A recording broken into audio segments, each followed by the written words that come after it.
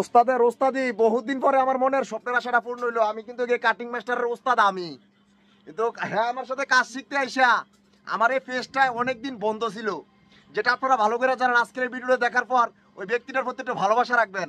আমার অন্তঃস্থল থেকে আমার এই ভাইটা, আমার এই পেজটার সমস্যা হয়ে গেছিলো। এই পেজটা বিগত এক সপ্তাহ ধরে আপনারা দেখবেন যে কোনো সিরিয়ালে কোনো আমি পোস্টে দিতে পারতেছি না।